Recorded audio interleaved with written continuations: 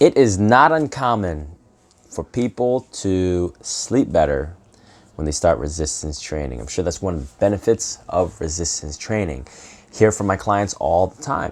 I sleep so much better on the days that I train. For example, I have one client, she normally sleeps about 5 to 6 hours. She's high performing, very ambitious, got a lot of things going on, lots of different moving pieces. And when she resistance trains, on the days that she resistance train, not only does she burn more calories during the day because we did some micro damage, tore her muscles down a little bit in a healthy way, and now her body needs more calories in order to repair those muscles, but she sleeps so much better that night.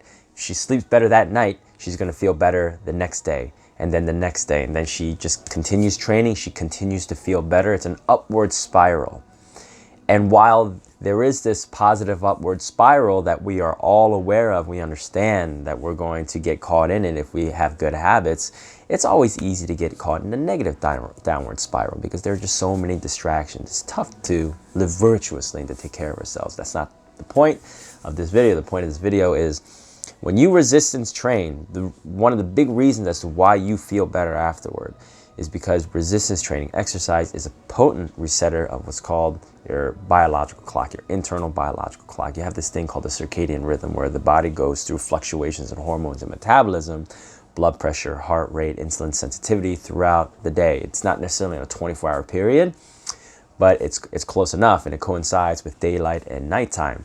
Exercise can reset that. Food can reset that. Sunlight can reset that. We're talking about how exercise can reset it, and this is why when you train hard, your body is more likely to wind down more efficiently at night on the days that you train. However, and here's the big however, it's generally more profound and pronounced in people who train early in the morning. People who train in the evening might not be able to get the same benefits as sleep unless and until they create this a habit. If you haven't been exercising and all of a sudden you start exercising at 6, 7 p.m., you may have a hard time falling asleep, especially in the beginning. As your body gets accustomed to it though, you'll be able to fall asleep kind of like you normally would. With that said, I would recommend from general health perspective to train in the morning. I think people respond best when they train in the morning because training is a stimulus. It stimulates your mind, it stimulates your brain and your body.